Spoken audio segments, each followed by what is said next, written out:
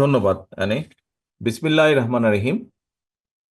আজকের এই কর্মশালায় উপস্থিত নারায়ণগঞ্জ, ঢাকা এবং গাজীপুর জেলায় মঞ্চে উপস্থিত স্পিকারবৃন্দ, উপস্থিত নেতৃবৃন্দ এবং আমার সামনে উপস্থিত এই তিন ডিস্ট্রিক্টের, তিন জেলার তৃণমূল পর্যায়ের নেতৃবৃন্দ, বিএনপি সহ সকল অঙ্গ সহযোগী সংগঠনের তৃণমূল পর্যায়ের নেতৃবৃন্দ, আসসালামু আলাইকুম।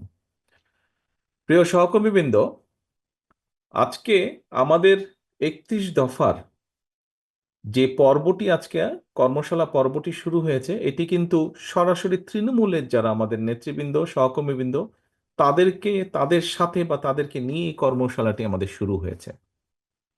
আমরা কেন্দ্রে করেছি, জাতীয়ভাবে, তারপরে বিভাগ পর্যায়ে করেছি। আজকে আমাদের প্রথম শুরু হলো তৃণমূল নেতৃবৃন্দ, অর্থাৎ থানা বা উপজেলা পর্যায়ে, পৌর পর্যায়ের নেতৃবৃন্দকে সাথে নিয়ে। এখন প্রিয় সহকর্মীবৃন্দ, আপনারা সারাদিন এখানে আলোচনা করেছেন প্রতি জেলায়, এবং তারপরে বিকেল বেলায় কিছু আহ, কারো কারো কিছু প্রশ্ন ছিল, জানার ছিল, সেগুলো নিয়ে আমরা কম বেশি আলাপ করেছি। আপনারা নিজেরাই খেয়াল করে দেখুন, আপনারা যেই বিষয়গুলো নিয়ে সারাদিন আলোচনা করেছেন এবং আপনাদের প্রশ্নের মধ্যে যেই বিষয়গুলো চলে এসছে, বিষয়গুলি কি ছিল? বিষয়গুলো ছিল, বলা যায় বিষয়গুলো সবগুলোই ছিল কিন্তু দেশের এবং দেশের মানুষের বিভিন্ন সুবিধা অসুবিধা সমস্যা নিয়ে, কনসার্ন নিয়ে আপনারা আলোচনা করেছেন। কেন আপনারা এই বিষয়গুলো আলোচনা করেছেন? খুব সহজভাবে যদি বলতে হয়, আপনারা যেই নেতৃবৃন্দ আজকে আমার সামনে বসে আছেন, থানা বা উপজেলা পর্যায়ে বা পৌরসভা পর্যায়ের নেতৃবৃন্দ, আপনারা কিন্তু প্রতিনিয়ত মানুষের সাথে, সাধারণ মানুষের সাথে উঠছেন, বসছেন, কথা বলছেন, দেখছেন, জানছেন, শুনছেন তাদের কাছ থেকে, এবং তাদের চিন্তা ভাবনার রিফ্লেকশনগুলোই কিন্তু আপনাদের প্রশ্নের মাধ্যমে উঠে এসেছে। এখন প্রিয় সহকর্মীবৃন্দ, আলোচনায় মোটামুটিভাবে আপনারা বুঝতে পেরেছেন যে আমরা 31 দফার মাধ্যমে দেশ এবং দেশের মানুষকে নিয়ে ভবিষ্যতে কি চিন্তা করছি, কিভাবে রাষ্ট্রের কাঠামোর কিছু মেরামত করা সম্ভব হয়। আমরা বিগত যেই পলাতক স্বৈরাচারের বিরুদ্ধে দল মত নির্বিশেষে, শ্রেণী পেশা নির্বিশেষে প্রতিটি মানুষ আমরা দেখেছি কিভাবে জুলাই আগস্ট মাসে নেমে এসেছিলেন রাজপথে। এই সকল মানুষকে সাথে নিয়ে, এই সকল মানুষের কম বেশি সকলের যেই প্রয়োজন, তাদের যেই চাওয়া প্রত্যাশা, দেশকে নিয়ে, ভবিষ্যৎকে নিয়ে, তার একটি সমষ্টিগত চিন্তার প্রতিফলন আমাদের এই 31 দফা। আপনাদের কথাবার্তাতেও সেগুলি আছে। এখন প্রিয় সহকর্মীবৃন্দ, এই বিষয়গুলোকে নিয়ে আপনারা আজকে যা সারাদিন আলোচনা নিজেরা করেছেন, যা জেনেছেন, যা শুনেছেন, যা বুঝেছেন, এগুলো আমাদেরকে কিন্তু নিয়ে যেতে হবে আরো প্রান্তিক পর্যায়ের মানুষের কাছে, প্রান্তিক পর্যায়ের মানুষের কাছে নিয়ে যেতে হবে। আপনারা কৃষককে নিয়ে আলাপ করেছেন, এই 31 দফা কৃষকের কাছে নিয়ে যেতে হবে। আপনারা মহিলা নারী সমাজকে নিয়ে আলাপ করেছেন, এই নারী নেতৃত্ব শুধু নয়, পুরুষ নেতৃত্ব, সকলকে, নারীদের কাছে, প্রান্তিক পর্যায়ে নারীদের কাছে যেতে হবে। আপনারা আলাপ করেছেন মিল কারখানার শ্রমিকদেরকে নিয়ে, তাদের কাছে যেতে হবে। শিক্ষা নিয়ে আলাপ করেছেন, ছাত্র এবং শিক্ষকদের কাছে যেতে হবে, অর্থাৎ সমাজের প্রতিটি শ্রেণীর ব্যাপারে আপনারা আলাপ করেছেন, তাদের কাছে যেতে হবে। কারণ আমাদের মূল লক্ষ্য বা টার্গেট, আমরা যখন অতীতে, অর্থাৎ বিএনপি বাংলাদেশ জাতীয়তাবাদী দল শহীদ রাষ্ট্রপতি জিয়াউর রহমানের নেতৃত্বে এবং পরবর্তীতে দেশনেত্রী খালেদা জিয়ার নেতৃত্বে আমরা যতবার দেশ পরিচালনার সুযোগ পেয়েছি বাংলাদেশের জনগণের সমর্থনকে নিয়ে, আমরা প্রতিবার চেষ্টা করেছি এই দেশের মানুষের ভাগ্যের পরিবর্তন ঘটাতে, দেশটাকে আগিয়ে নিয়ে যেতে, আমরা এগিয়ে নিয়ে যেতে আমরা চেষ্টা করছি মানুষের যাতে কিছুটা বেটার থাকে, মানুষ কিছুটা ভালো থাকে। প্রিয় সহকর্মীবৃন্দ, আমি প্রায় একটি কথা বলি, আজকেও আপনাদের সামনে তুলে ধরতে চাই কথাটি। আপনাদের সাথে বিভিন্ন সময় বিভিন্ন পর্যায়ে আমার মিটিং হয়েছে বা কথাবার্তা যখন হয়েছে, ভিউজ এক্সচেঞ্জ হয়েছে, আপনারা আপনাদের বক্তব্যের এক পর্যায়ে প্রায় প্রত্যেকটা নেতাকর্মী কিন্তু, সেটি যে বিভাগ পর্যায়ে, জেলা পর্যায়ে, থানা পর্যায়ে, ইউনিয়ন পর্যায়ে, যখনই কথা হয়েছে একটি কথা বলেছেন, বাংলাদেশের মানুষ তাকিয়ে আছে বিএনপির দিকে, বা বিএনপির কাছ থেকে তাদের ভালো বড় কিছু প্রত্যাশা। প্রিয় সহকর্মীবৃন্দ, কোটি কোটি মানুষের যখন প্রত্যাশা থাকে, তখন সেই দায়িত্বটি কিন্তু অনেক বড় থাকে। আজকে দেখুন, আপনি নিজে যখন বের হন আপনার এলাকায়, তখন কিন্তু এই বর্তমান প্রেক্ষাপটে আপনি একজন ইউনিয়নের নেতা হন, আপনি থানা, পৌরসভা, উম, উপজেলা, জেলা, যেই পর্যায়ে আপনি নেতা হন না কেন, আপনি বিএনপির মূল দলের নেতা হন অথবা আপনি অঙ্গ সহযোগী সংগঠনের নেতা হন, আপনি যখন ঘর থেকে বের হন, আপনার আশেপাশের সাধারণ মানুষ যারা আপনাকে জানে যে আপনি বিএনপির সাথে সম্পৃক্ত, বিএনপির রাজনীতি করেন, দেশনেত্রী খালেদা জিয়া, শহীদ রাষ্ট্রপতি জিয়াউর রহমানের রাজনীতি আপনি করেন, আপনাকে সালাম দিয়ে কিন্তু জিজ্ঞেস করে, ভাই কি অবস্থা, দেশের কি অবস্থা, কি হবে, নির্বাচন কবে হবে, জিজ্ঞেস করে না এরকম প্রশ্ন উত্তর? আপনাদেরকে জিজ্ঞেস করে। আপনারা যারা মিল কারখানা পরিচালনা করেন, আপনাদেরকে আপনাদের অন্য মিল কারখানার মালিক তাদের সাথে দেখা হলে জিজ্ঞেস করে, কি ভাই কি অবস্থা, দেশে নির্বাচন কি হচ্ছে, নাহলে তো ব্যবসা বাণিজ্য ঠিকভাবে হচ্ছে না, সবকিছু থেমে আছে। অর্থাৎ আপনারা যারা, কেউ যারা শিক্ষকতা করেন, অন্য সহকর্মীবৃন্দ আপনাদের জিজ্ঞেস করে, কি ভাই কবে নির্বাচন হবে, কিভাবে কবে হবে। কেন আপনাদেরকে জিজ্ঞেস করে?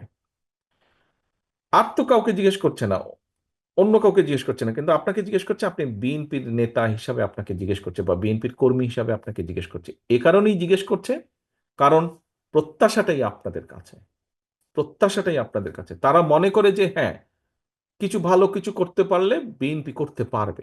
অধিকাংশ মানুষের, আমি বলছি না 100%, বাট দেশের অধিকাংশ মানুষের এরকমই প্রত্যাশা, এরকমই বিশ্বাস, এরকমই ধারণা। এখন সহকর্মীবৃন্দ, আপনারা এখানে উপস্থিত প্রত্যেকে এক একজন রাজনৈতিক কর্মী। একজন রাজনৈতিক কর্মী অথবা একটি রাজনৈতিক দলের সবচেয়ে বড় সফলতা কি? আমার এই প্রায় 35 বছরের রাজনীতির অভিজ্ঞতার আলোকে আমি যেটা মনে করি, একজন রাজনৈতিক কর্মী বা রাজনৈতিক দলের সবচেয়ে বড় সফলতা হচ্ছে মানুষের আস্থা অর্জন। মানুষের আস্থা অর্জন। এই যে আপনি যখন বের হন, যেই কথাটি বললাম, আপনি যখন বের হন মানুষের সালাম পাচ্ছেন, আপনি দেখুন, আপনার নাম যদি ধরেন, আপনার নাম কাশেম, আপনার আশেপাশে সমাজের, আপনার সামাজিকভাবে আপনার আশেপাশে অনেক কাশেম আছে। কয়জন কাশেমকে দেখলে মানুষ দৌড়ে এসে সালাম দিচ্ছে অথবা কথা বলছে? কিন্তু আপনি কাশেম, আপনার সাথে কেন কথা বলছে, সালাম দিচ্ছে? বিকজ আপনি বিএনপি করেন, বিকজ আপনি বিএনপি করেন।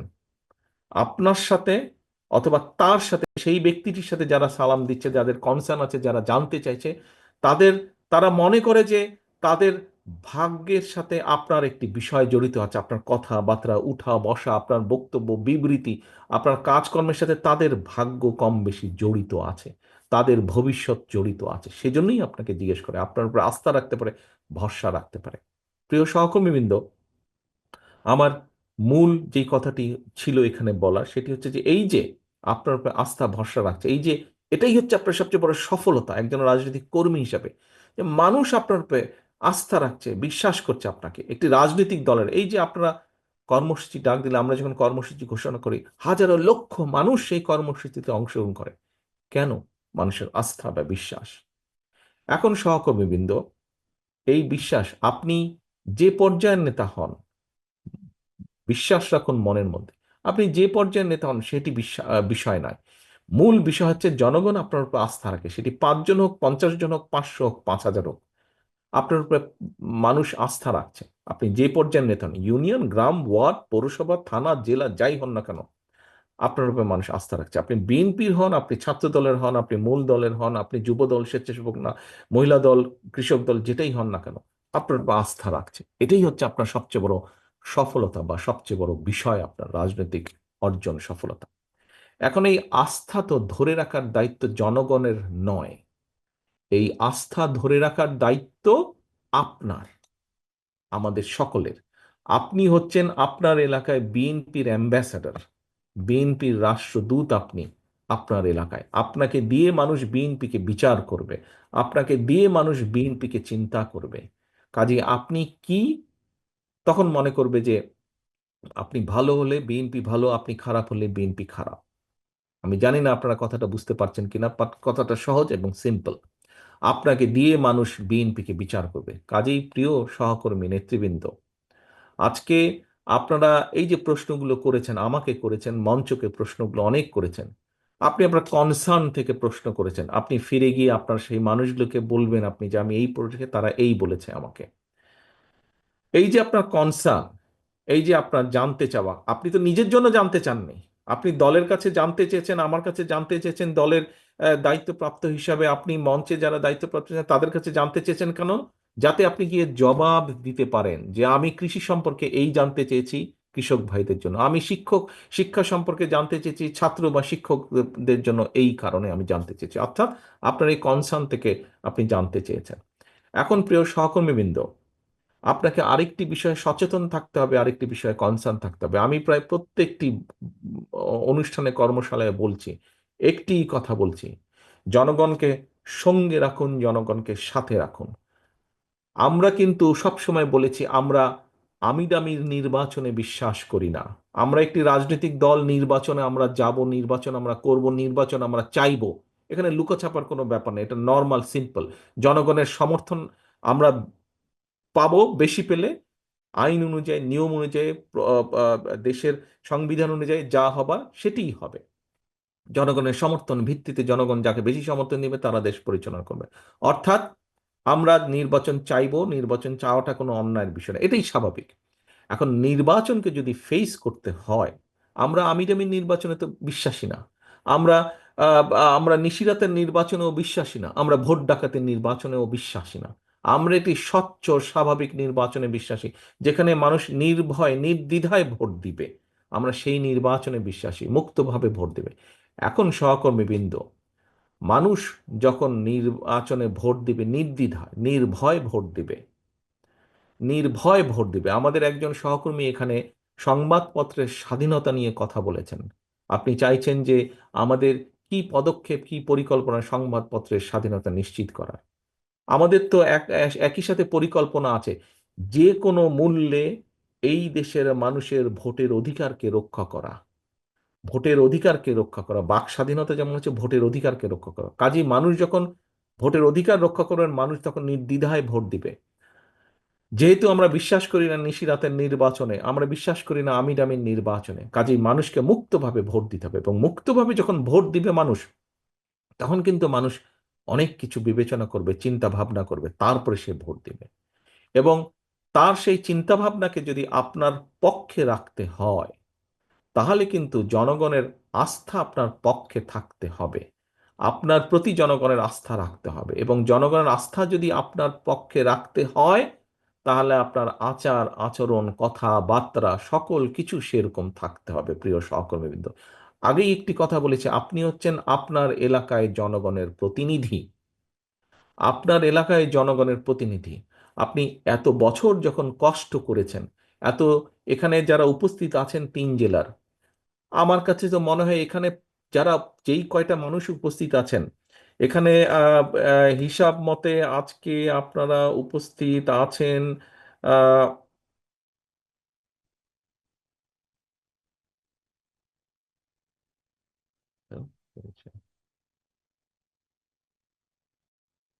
আপনারা আজকে গাজীপুর থেকে, আমার হিসাবে আমি যে হিসাব পেয়েছি, গাজীপুর থেকে প্রায় 810 জন উপস্থিত আছেন, ঢাকা জেলায় আছেন 750 জন, নারায়ণগঞ্জে আছেন 965 জন মানুষ উপস্থিত আছেন।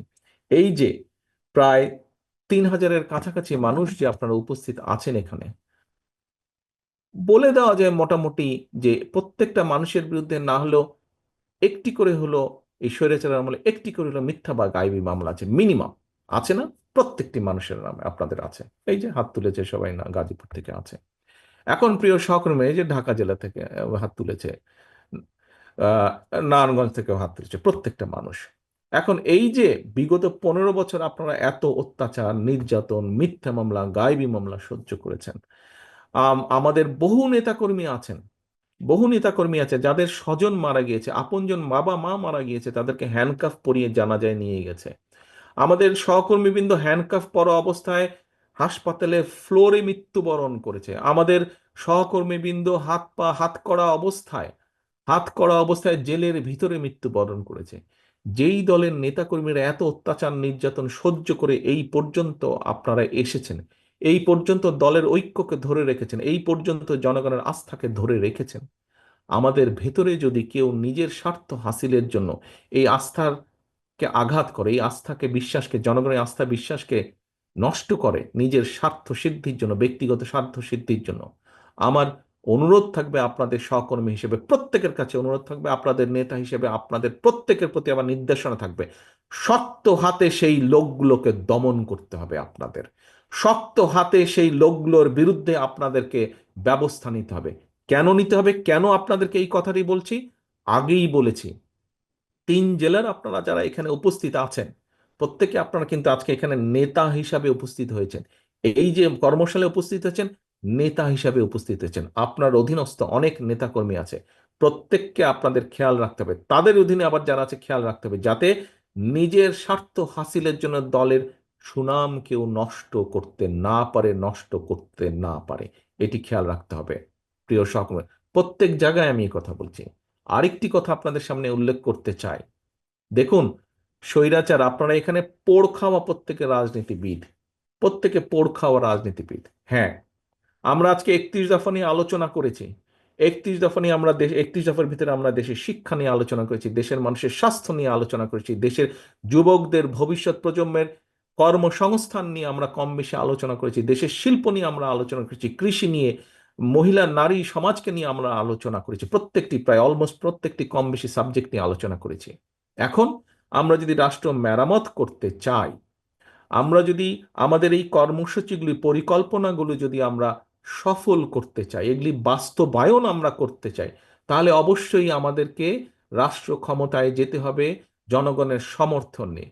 তাহলে অবশ্যই আমাদেরকে সরকার গঠন করতে হবে জনগণের সমর্থনকে নিয়ে, সহকর্মী বৃন্দ। তা না হলে, আমরা যদি সেটি করতে সক্ষম না হই, আমাদের এতদিনের আন্দোলন ব্যর্থ হয়ে যাবে। আমরা যদি সেটা করতে সক্ষম না হই, তাহলে আমাদের এই যে সারাদিনের আলোচনা সভা, এইটি কর্মশালা, এটি আমাদের ব্যর্থ হয়ে যাবে। প্রিয় সহকর্মীবৃন্দ, আমরা দেশ নিয়ে যেই চিন্তা ভাবনা করছি, দেশের মানুষকে নিয়ে যেই চিন্তা করছি, যেই কর্মসূচিগুলো দিয়েছি আমরা 31 দফার ভিতরে, এগুলোকে সফল করতে হলে আমাদেরকে জনগণের সমর্থন প্রয়োজন। জনগণের আস্থার ভিতরে আমাদেরকে থাকতে হবে। এবং সে কারণে আমাদের প্রত্যেককে আমাদের অবস্থান থেকে যেটি সঠিক সেই কাজটি করতে হবে, যেটি অনৈতিক, যেটি খারাপ কাজ, সেটিকে আমাদের ত্যাগ করতে হবে, সেটির বিরুদ্ধে আমাদের প্রতিবাদ গড়ে তুলতে হবে। সেটির বিরুদ্ধে আমাদেরকে শক্ত অবস্থান নিতে হবে। কিছুক্ষণ আগে একটি কথা বলেছিলাম যে রাজনীতিবিদ হিসেবে, রাজনৈতিক কর্মী হিসেবে, রাজনৈতিক দল হিসেবে সফলতা কি? পিছনে যখন জনগণ থাকে। আপনারা প্রত্যেকেই কম বেশি জীবনে বহু মিছিল করেছেন। আপনি যখন মিছিল নিয়ে যান, মাঝে মাঝে কিন্তু আপনি পিছনে থাকেন, আরে ভাই আমার মিছিলটা কত বড় একটু দেখি তো। যখন দেখেন মিছিলটা আপনার প্রত্যাশার চেয়ে বড়, আপনার নিজের মনটা, কলিজাটা বড় হয়ে যায় না? দেখতে ভালো লাগে না? তাহলে এখন ভাইয়েরা, সহকর্মীবৃন্দ, কেন আপনি মিছিলটি ছোট করতে চাইবেন? প্রতিপক্ষের মিছিল, প্রতিপক্ষ বলতে দলের ভিতরে বোঝাচ্ছি না, প্রতিপক্ষ বলতে অন্য রাজনৈতিক দলের সমাবেশ যখন দেখি ছোট, যাদেরকে আমরা মনে মনে ভাবি যে এটা তো আমার দল না, অন্য দলের মিটিং, এটা অন্য দল, আমার প্রতিপক্ষ রাজনৈতিক দল, যখন দেখি তাদের মিটিংটা ছোট, যখন দেখি তাদের জনসমাবেশ ছোট, যখন দেখি তাদের প্রসেশনটা, মিছিলটা ছোট, নিজেদের মনে তো একটু আনন্দ লাগে, তাই না? যে আমাদেরটা বড় ছিল, বিএনপিরটা বড় ছিল, বিএনপির মিছিল, বিএনপির মিটিং বড় ছিল। সহকর্মীবৃন্দ, আজকে আমাদেরকে প্রতিজ্ঞা করতে হবে কর্মশালা শেষে, আমরা যেমন এই কর্মশালার পরে আপনাদেরকে গ্রামে গ্রামে, ওয়ার্ডে ওয়ার্ডে, ঘরে ঘরে যেতে হবে 31 দফা নিয়ে।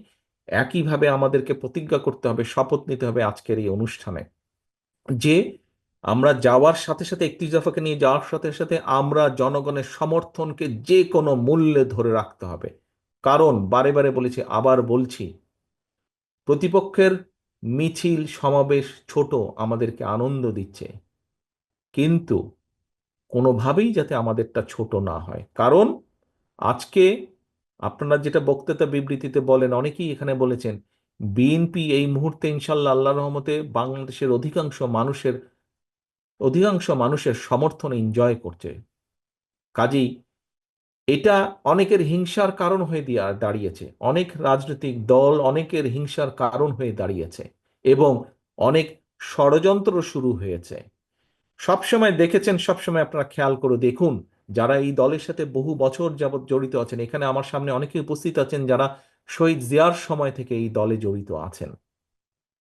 আমরা সেই 81 সাল থেকে দেখেছি, 81 সালের আগে থেকে দেখেছি কিভাবে জাতীয়তাবাদী দলের বিরুদ্ধে বিভিন্ন সময় ষড়যন্ত্র হয়েছে, দেশের ভিতরে এবং দেশের বাইরে, আন্তর্জাতিকভাবে।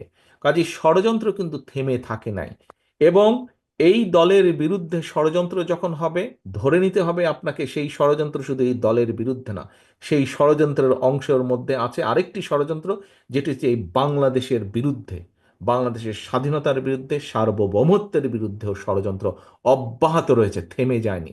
স্বৈরাচার পালিয়ে গেছে, স্বৈরাচারের মাথা পালিয়ে গিয়েছে, কিছু কিছু ছোট ছোট মাথাও পালিয়ে গিয়েছে, কিন্তু লেজ শরীরের অনেকাংশ অবশিষ্ট রয়ে গিয়েছে। তারা কিন্তু ভিতরে ভিতরে ষড়যন্ত্র করছে। কাজে আপনাদেরকে এ ব্যাপারে অ্যালার্ট থাকতে হবে প্রিয় সহকর্মীবৃন্দ। 31 দফা পৌঁছে দিবেন ঘরে ঘরে। ষড়যন্ত্রের ব্যাপারেও আপনাকে অ্যালার্ট থাকতে হবে। ষড়যন্ত্রের অংশ হিসাবে আমাদের ভিতরে অনেকে অনেককে এজেন্ট ঢুকিয়ে দিয়েছে, এইগুলা ব্যাপারেও আমাদেরকে অ্যালার্ট থাকতে হবে সহকর্মীবৃন্দ। সেই জন্যই আমি বলেছি, আপনারা আজকে যারা এখানে উপস্থিত হয়েছেন, আপনারা প্রত্যেকে এক একজন নেতা হিসাবে উপস্থিত হয়েছেন, আপনাদেরকে চোখ কান খোলা রাখতে হবে সহকর্মীবৃন্দ। আগামীর যে নির্বাচন হবে, আগামীর যে নির্বাচন হবে, আপনাদেরকে আমি 100% গ্যারান্টি দিয়ে বলতে পারি, কেউ যদি মনে মনে ভেবে থাকেন আরে এখানে তো প্রধান প্রতিপক্ষ নাই অথবা দুর্বল হয়ে গেছে, নির্বাচন খুব সহজ হবে, no, no, no and no. এই নির্বাচন অতীতের যে কোনো নির্বাচনের থেকে অনেক অনেক অনেক কঠিন হবে, অনেক কঠিন হবে। কাজে নিজেদেরকে সেইভাবে সহকর্মীবৃন্দ প্রস্তুত করুন, নিজেদেরকে সেভাবে প্রস্তুত করুন যে আগামীর যে কঠিন নির্বাচন, সেটি জনগণের সমর্থন নেই, সেই নির্বাচনের পুল ছাড়া যাতে আমরা পার হতে পারি, সেইভাবে নিজেদেরকে প্রস্তুত করুন। সেজন্যই আমি সবসময় বলছি, জনগণের সঙ্গে থাকুন, জনগণকে সঙ্গে রাখুন।